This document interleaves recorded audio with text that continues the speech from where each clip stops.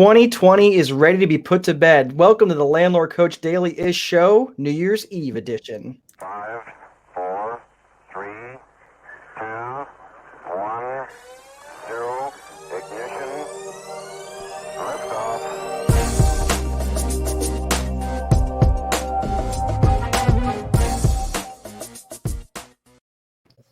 Hey there, welcome to the Landlord Coach Daily-ish Show. And we are New Year's Eve edition tonight, so going a little crazy. And I'm doing something I rarely do, and that's I'm bringing on a guest. Now, I don't know if that shows more bad judgment on my part or on his part, but we'll just go with that. This is my old wrestling friend, Keith Anderson, who we actually never wrestled much because I was so much lighter than you. Yeah. On occasion we would, but we were just talking off camera now. I'm probably a good 50% over the weight I was in. I would definitely not make weight now. But we spent quite a few. We spent quite a few hours probably doing laps in the, running laps in the pool with garbage bags on. That sucked. Yeah. I remember that. Yeah, we traversed all the same areas in that time period.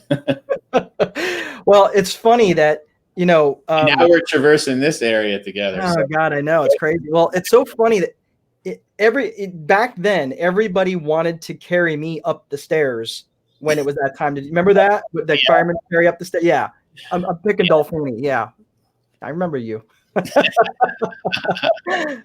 So that's good to see you, man. Yeah, you too, man. I'm here with you. Yeah, it's great. I'm glad that you could do it. And I'm wearing my Make Good Choices in honor of those people who need a reminder for tonight. Okay. And the world will not end tonight. So please make good choices. Make good choices. And you know who you are. So Keith, it's good to see you. I appreciate you coming on. And we were talking a little bit off camera about 2020. I know you've had some pretty interesting things happen this year. I know I've had some pretty interesting things happen this year, and it's easy to forget. Everybody's been crying in their soup about wanting to put this year to bed. I mean, what's been your experience of 2020? What's been going on with you? Well, I started off the year working and living in Houston, so I had this idea that I was going to work there, and then I moved back to Denver. When the pandemic, right in the middle of when that happened. And, I think it had a ton of success in Denver. I mean, which I've had a lot of, work history here that's been positive. And so it wasn't difficult for me to get back in the groove here, and I think at the beginning of the year, everyone was wondering, like, is the bottom going to fall out in the construction industry, the real estate industry? We didn't know, right? Because this was like all new territory with this pandemic, right? It was completely new. Everybody's kind of like looking at everyone else like, well, I don't know what's going to happen. Don't ask me, we didn't really have anything to base off of, right? Like there's been recessions and there's been, things like that and war and different things. But this was a unique thing in that it was simultaneously affecting the whole globe, right? Yeah. And the thing that makes the coronavirus, it's not the first virus to ever come out, right? But what makes the coronavirus more unique than any other thing that's ever come about is, and even to this day, is that for some people it's benign and asymptomatic, and for other people it kills them. Yeah. Right? And it's like, and that's the uniqueness of it, right? Because other things are either completely lethal or they're treatable, to some degree. And then this thing just came out of nowhere, Yeah. And so as it affected work and business, and it's like, I don't know what's going to happen, I mean, again, we're writing the playbook as we go along, right? And so, for my business, it was an uptick because people were staying at home. People couldn't travel. I mean, to me, there's an infinite amount of stuff to do. There's an infinite amount of money, right? Like we all live within a certain amount of containment.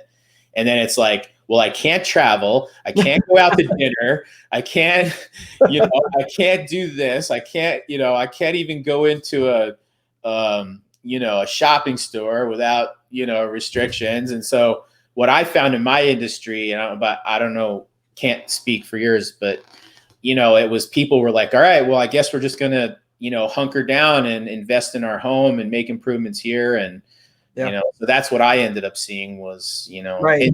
in that business, in my business that I've done for a while. They had to stay home and make bad choices. They couldn't even go out and make bad choices. Yeah. But, I think, to me, if I'm like reflecting on the year and looking back at it, it's, there was a lot to gain there, yes. We have to acknowledge that a lot of people lost their lives, and it's heartbreaking on a global level. My heart goes out to anybody who was affected by this. My son had coronavirus, him and his mom. And so, and I know he was scared,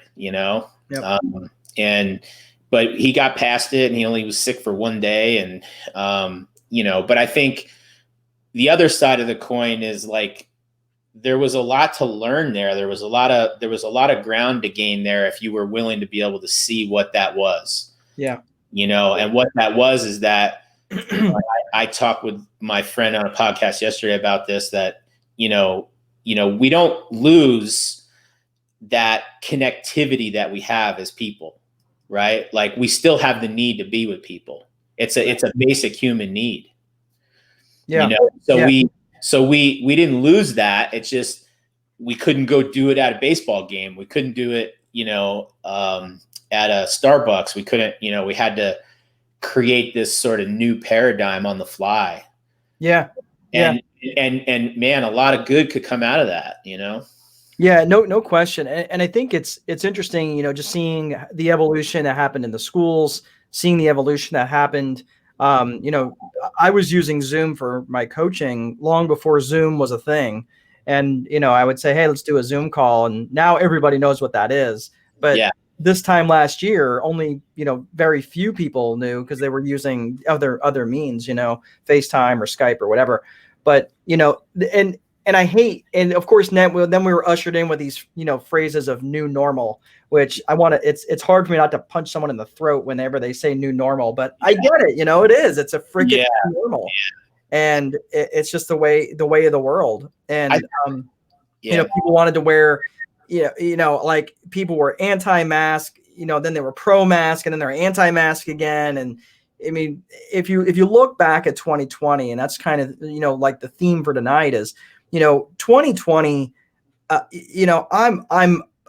me just say this. Anybody that knows me knows I'm just this nauseatingly optimistic person. It's like the house could be on fire and I'd be like, well, at least we're warm, like a little too warm, but yeah, for the time being, at least we're warm and at least we're out of the rain, but, and I know that about me. I wake up in the morning, I'm always in a good mood. And it's just my default setting, and I walk in, and even my staff is like, like, I even haven't had coffee yet and I'm still in a good mood. And they're like, how is that even possible? But, or they're like, I can't talk to you until I've had some coffee in my brains.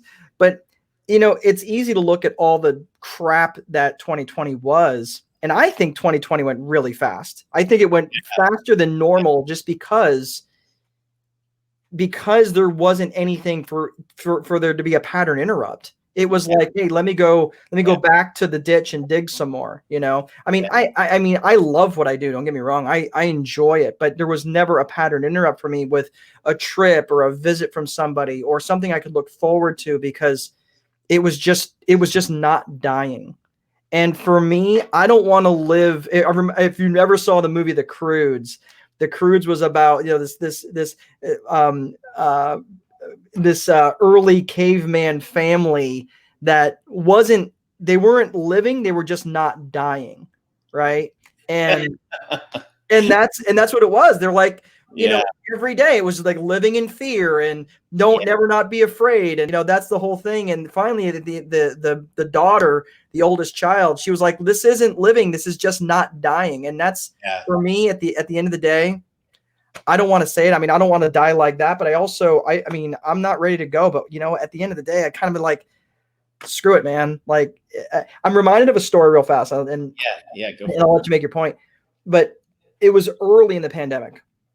And I remember it was right after we kind of first broke the where like grocery stores were, you know, they were allowing pretty much everybody back in, but everybody's supposed to have a mask on and whatever else it is. Different program at that point. Yeah. In Indiana, it wasn't super bad, but we walked in and it was, I don't remember what particular day it was, but I walked in and I walked up behind this person, and I didn't know if it was young or old, but it was a person in front of me. It was it was a female wearing this print yellow dress. It was like an Easter-ish type dress. Yeah. Big white hat. And as I, you know, kind of noticed, I noticed the support socks and white Crocs of what was probably an older person, right? Yeah. And she's shuffling along. And then I turned around to look, and here was this woman. And I would say she was well into her 80s. Well into her 80s. She had this pretty yellow print dress, a big white hat with a big, you know, big flower on it, big, you know, flower that was adorned to the hat. Yeah. Her support socks, her little white Crocs, and there she was. She didn't have a mask on.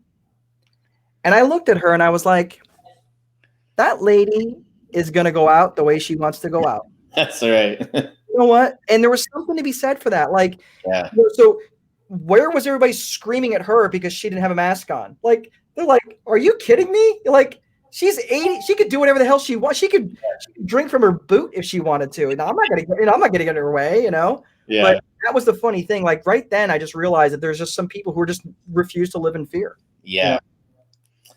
You know? Well, I think it's a really good point. You know, I mean, the whole, there's going to be people that attach to that and they, you know, they want to be a victim, you know, it's like inherent, like it wouldn't matter what it is. If the variable changed and it wasn't a pandemic and it was, you know, a recession, oh, you know, see, nobody cares. And I'm, you know, here I am trying to make ends meet, you know, I mean, so it's like, you know, I think some of that is just inherent in the society, you know? Yeah. And, you know, it's how you think about things, you know. Yeah. You always have a choice, you know, and no matter what, I mean, you could freaking lose your legs and you could be like, all right, well, I guess that's how it's going to be, dude. You know, like I got to figure this shit out now, you know? Well, and we had a few people like that in high school. If you remember, you know, back when you and I were in high school, you know, there's no sense. I mean, we don't need to say their names, but you know, they got into some bad car wrecks. They got into some bad things along the way. Classmates, upperclassmen, lowerclassmen, that, you know, some people didn't, you know, some people lost their lives, but, you know, but the people that were still around, they just moved on, you know, they just are like, screw it. Let's just keep going. I mean, I got to say you know, there's a lot of resilience. There was a lot of resiliency that I see in people, and that's really, really encouraging. And I think that if we just remember, you know, and I'm big about vision. I mean, anybody who knows me and follows me, I talk about vision all the time. And that's because I lived way too many years without vision. You know, after the Marine, you know, we were in wrestling together, and after high school, I went to 13th grade, which was community college in our area, back in New York. And I did that for a couple years, wandered around. And then when I got in the Marine Corps, they are professional tail jerkers. I mean, they know how to jerk a knot into your tail pretty quick. Yeah. And that for me really gave me a good focus in terms of what I wanted my life to look like, and also what I didn't want my life to look like. Yeah. You know, I bet. Yeah, it just, I mean, there's shit bags everywhere, and there's certainly shit bags in the military and everywhere else. And, you know, it's hard. I just didn't want to be like that. And I needed a direction. I needed a vision for my life. And even probably well into my 20s, I was still just kind of wandering the woods. I mean, I was a little bit more focused, but, you know, that's why I think it's really, really foolish and almost irresponsible to head into the new year without at least, and I'm not talking about wishes. I'm not talking about dreams. I'm talking about what could you do today that by the end of January you can accomplish. Yeah. Right. Like, I don't know how you establish your goals, but I know you're a pretty driven guy. Yeah. And, you and I are cut from the same cloth. In fact, we grew up on separate mountains, but in Bloomingburg, right? Like, you lived in Shawanga Lodge Road or up that way, and I lived on 18 years of 3 foot of snow every winter, and you better learn to get tough, or you're gonna die. I lived on Mountain Road. You lived on Shawanga Lodge Road, and it was just it was awful, and the winters always sucked and everything else. Yeah. But I remember that though, and it was interesting because we both grew up. I mean, we weren't super close in high school. I mean, we knew one another well. It wasn't until we got in the wrestling team that we got to know each other better. Yeah. But it was, man. And it was just interesting because I feel like it's almost irresponsible to just not be goal driven, or at least have something that you're heading towards, something specific. And then not just lay that out like, okay, well, here's this thing that I want. Yeah. Get back into the activity that's going to require you to do that, and then budget the time for when that's going to happen. So I can give you some good insight and tell you how I do it. I mean, I don't know if it's the right way but like, it's your way. It's a way that I've found that I can get my hands on.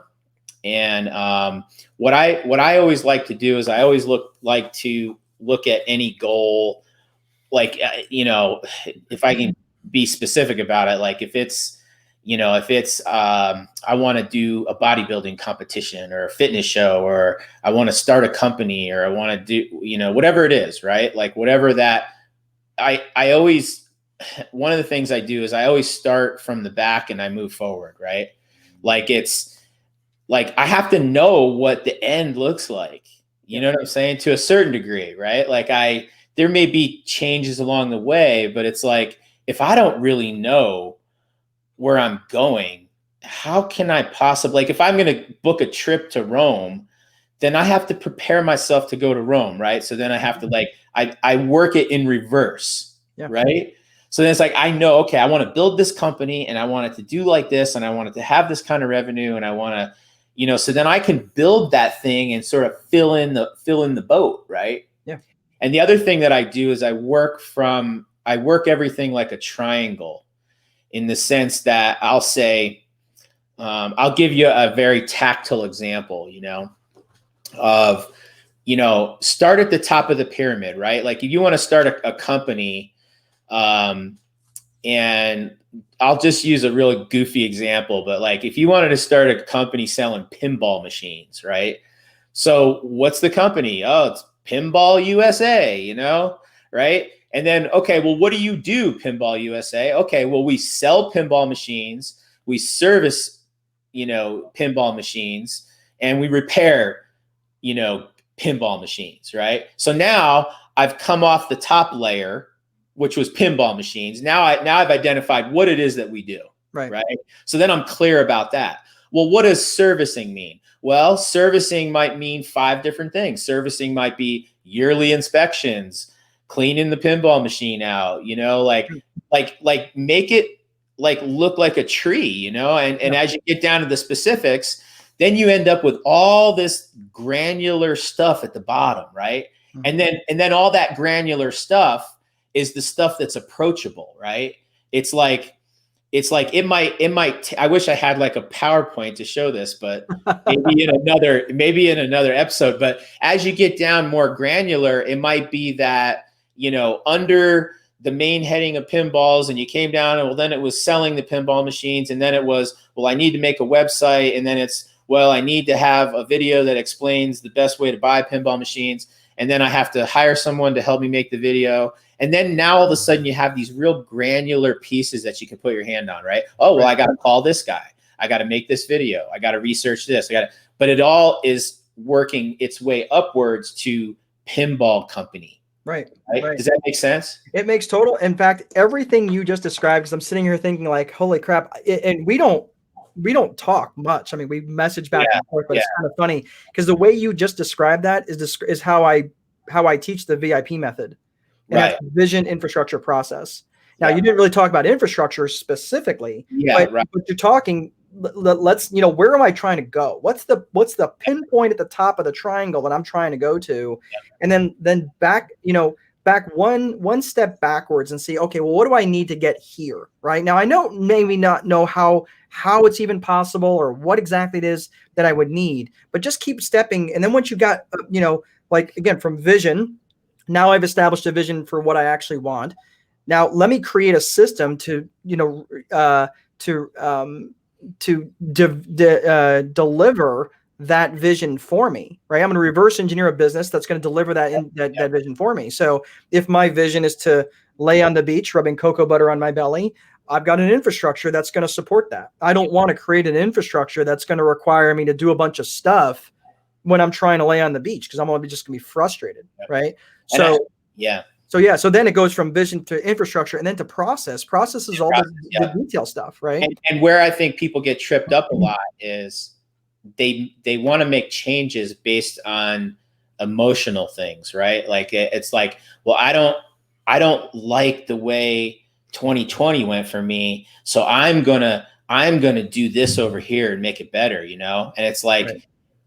I almost feel like you have to let go of, like, don't do something because you think it's something else is better than what the problem was. Yeah. Does that make sense? It's like people who, will go, well, I don't like, California, and I'm going to move to Texas, and it's like, yeah, but the same problems are going to be in Texas, Yeah, or you're swapping problems for new problems. You have new problems or whatever, but it's like, a lot of times these things are like these emotional things.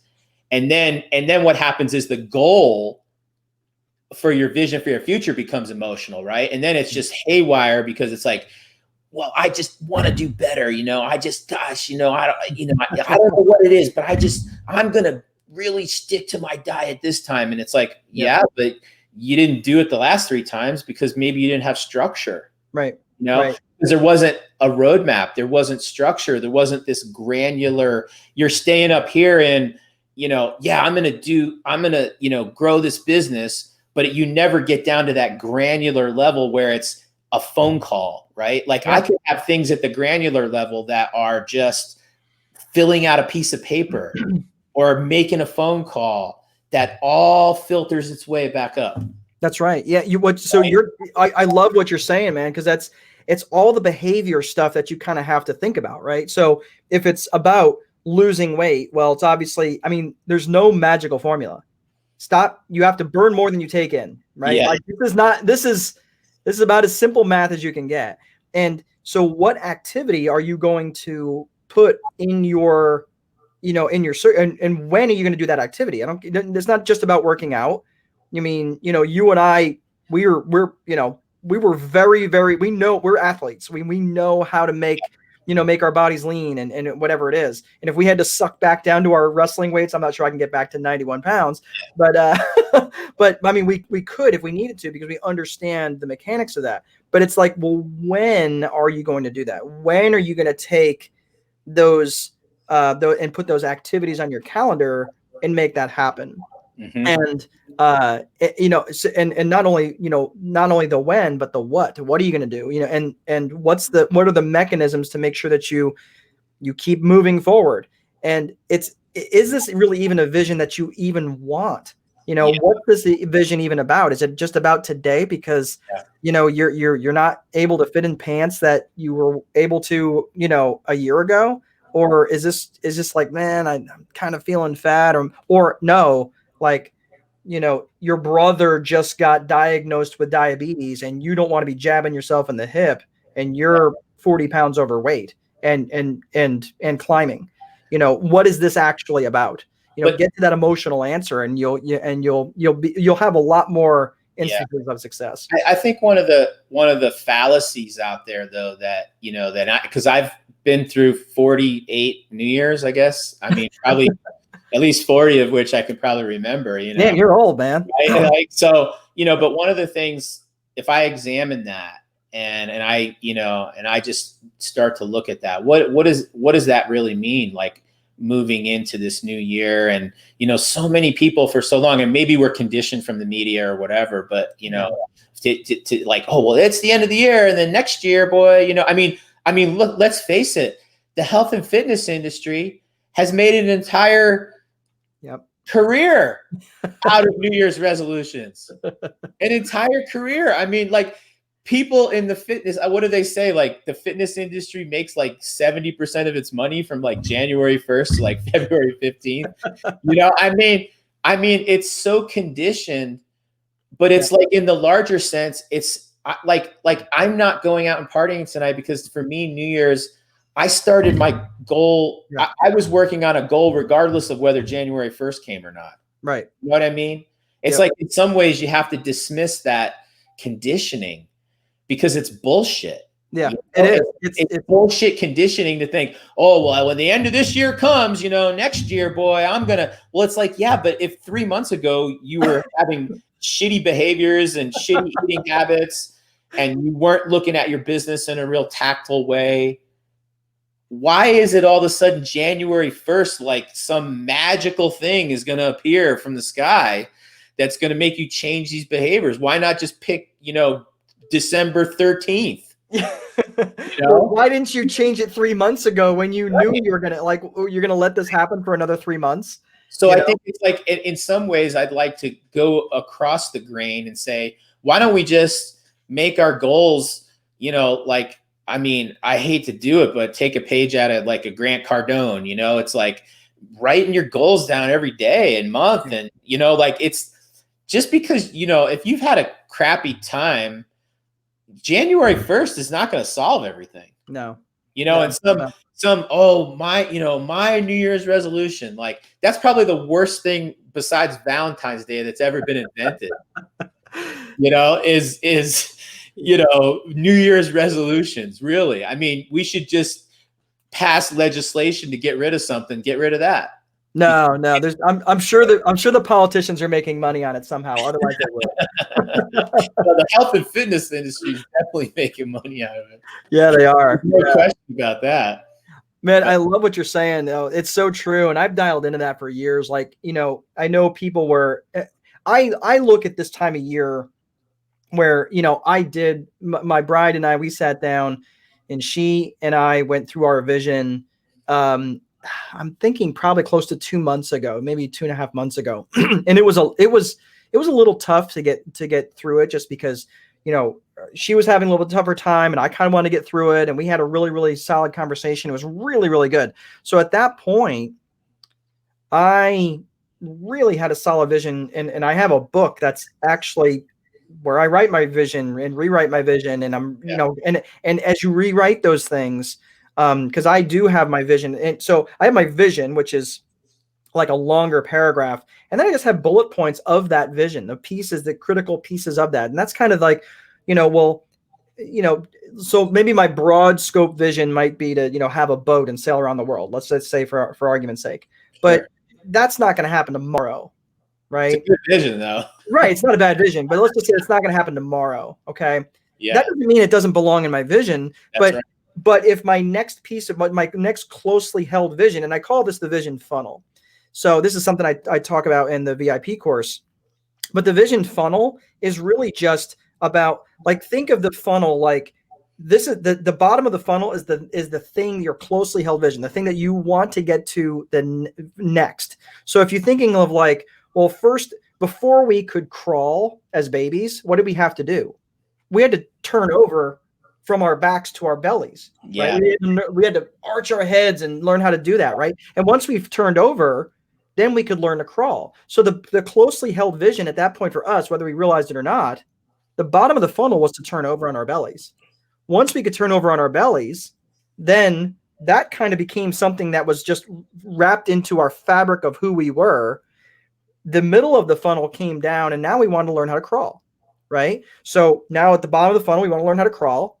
The middle of the funnels, we want to learn how to walk. And maybe the top of the funnel is like, well, we want to learn how to run or ride a bike or ride a motorcycle or, try out for the wrestling team or whatever, whatever it is, right? We want to, but that top of the funnel, just because we may not even know that it's possible at this point in time, Yeah. We it doesn't mean that it doesn't belong in your vision. So when Jen and I sat down and we went through that, it was such a really cool feeling.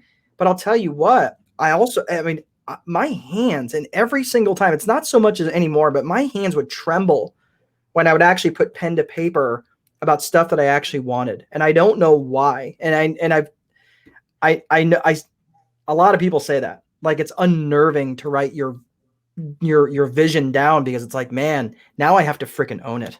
Oh yeah. Best thing I ever did, man. It's the best thing. The vision, that putting my vision down, Yeah. writing out what I specifically wanted. Yeah. Best thing I ever did. Yeah. I mean, because you're, you know, what's happening there, right? Like, interesting to talk about that, because I think what's happening there is that you're moving something from your conscious mind to your subconscious mind, right? Like, Yeah. and it's like, you know, you're making that thing real. You know, your subconscious mind doesn't know the difference between fantasy and reality. Yeah. Right. So whatever it hears and whatever it sees is what it believes. Yeah. Right. And that's what drives you in your psychology and your consciousness, you know? So it's like, it's, you know, that doesn't surprise me. Right. Because it's as you, and this is sort of part of a broader stroke, right? Of what do you bring into your world, right? What do you consume? What do you create? What do you consume? Hey man, if you're bringing in Fox News and CNN and all this bullshit every day, that's what's being burnt into your consciousness, right? Like, divisiveness and you know, hatred for other people on this side, and he's right and he ain't right, and this guy and he's the bad guy. And if you're bringing that in all the time, that's what you're going to carry around with you, right? Dude, that is so true. Right. But if you're bringing in like positive affirmations, self-love, you know, service to other people, achievement, vision, right? Like, what are you feeding? And the reason that I'm bringing this up is because I think it's critical to moving forward from where we're at, right? Like, if, you know, like I said, I'm not a big fan of the New Year's resolution, but if you're going to buy that and you're going to move into this next year, then I think it's worth talking about, what do you ask yourself? And I want to ask myself that, right? Like, I have to practice this too, right? It's not just because I'm being bombarded just like everyone else with deals and offers and upgrades and click files and whatever, you know? So it's like, you know, I have to decide, like, am I giving myself, you know, just like food I'm putting in my body, am I putting in fresh vegetables? I think people forget that there's like mental nutrition, right? Yeah. Like mental nutrition. That it's just as important as nutrients, because whatever you're putting into your mind is this mechanism, and it's the most powerful mechanism you have. Yeah. And what are you feeding that, right? Like, what are you feeding your mind? Are you reading books about how to be better? Are you reading books about how to build your business? Are you reading books about how to eat better? Are you reading books about how to be kinder, nicer, you know, more serving? Or are you reading books, or are you taking in information about war and politics and, you know, things like that? Or are you just scrolling? Or are you just, you know, are you like the Kardashians, you know? Right. Yeah. And like how much of that, and I have to break that too. And we're going to wrap up here in just a second, but you know, that is such a good point. And I'm thinking, when you said that, there's a book, and his last name is Schwartz, and I'm not going to remember his first name. I always get it wrong. But it's The Magic of Thinking Big. And one of the things that you talked about in there was, you know, what kind of mind food are you giving your brain? You know, what are you exactly everything you just said was 100% spot on. And I never read the book. I listened to it on Audible. Actually, I don't even have it on Audible. I actually have it on a CD. That's how long I've had this damn thing. But I listen to it every a long time. I've read it. Yeah, I've Yeah. had. Well, that book is. It's not behind me, but I have read it. Oh, I have it. Yeah, I definitely have it. But I have the book too, but I listen to it on CD when I'm driving on a long trip or something like that because it's a good reminder. And I'm telling you, it's probably one of the better books that's actually shifted my thinking because it's 100% true on how poisonous the stuff is that's on TV and the stuff that and even just carrying around grudges and just all that stuff that is just we know in our mind, like we've all had bad relationships, but carrying that baggage around like it's going to somehow repay you in some way is absolutely stupid. We've all had bad relationships. We've all been screwed over. We've all been whatever. The faster you can just go, man, whatever. The faster you can get over that, man. Like there's people like I've murdered in my brain like 50 times over because they wronged me, but it served no purpose. Yeah, and it served no purpose. And if you get into studying authors like Bruce Lipton and talking about epigenetics, I mean, there's scientific research and proof that negative thoughts can cause cellular damage. Yeah. I mean, to that level, like that's been studied. Like that's not just myth or some fairy tale. Like that's real stuff, right? Like that. Can I get it to cause cellular damage in somebody else? Can I get that to happen? No, or no? because if that's the case, if that's the case, and I'm all about it. I mean, I'll have a portal like mounted on my forehead. but just don't drive in front of me. Yeah. But no, you're 100% spot on, man. I've been doing some and we'll end here. But my mom, unfortunately, she's likely got Alzheimer's. I mean, you don't know, unfortunately, until they pass away.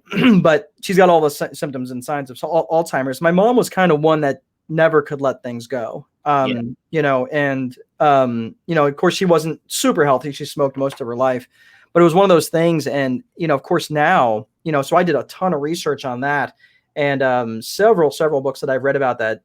I mean, your world view and your state of being able to just kind of roll with the punches, man, I think that is 100% spot on. And you're right. The studies show that.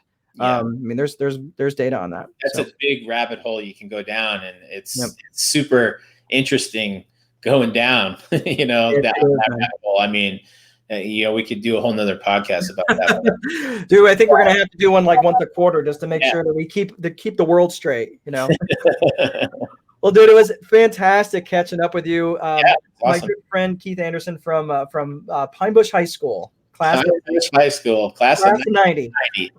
So say hi to all those Pine Bush graduates out there. I know some of them are on our Facebooks. Yeah, some of them. None of them talk to me. None of them want to. They're like, dude, I see your show. I can't. I know you. Whatever. No, they're good. But no, it's good to connect with everybody. But thanks again for joining, Keith. I really appreciate your insight. I wish you the very best in terms of. I know you're working on some podcast stuff and some video stuff going forward. I'm looking forward to seeing your success in that. Really quick before we sign off, if anybody is still interested in we talked about a lot about this, goals and stuff like that. If that's something that you might be interested in, you can head over to landlordcoach.com/VIP, and that will take you. There's a link in there that'll take you to the Become a VIP in the Rental Business course. If that's something you're interested in, you want to take your rental business to the next level. And that's all I have. And then finally, I'm just going to sign off with one of our sponsors is Rentaware, rentaware.com. They have a property management platform specifically designed for the mom and pop investors. So if you'd like to take a look at them, they have a really good platform, and that's all I have. I'm not going to sign off with a quote except make good choices. That's all I've got. Please, for God's sakes, the world is not going to end tonight. We still have a lot of living left to live. So make good choices. Happy New Year. Yeah, and have a great New Year, everybody. And thanks so much, Keith. We're going to go ahead and sign off. Everybody, please be sure to place a value on your free time, because if you don't, someone else will. But most important, there is no amount of money that will make time irrelevant. Have an awesome day. Have a safe New Year, and I'll see you next time.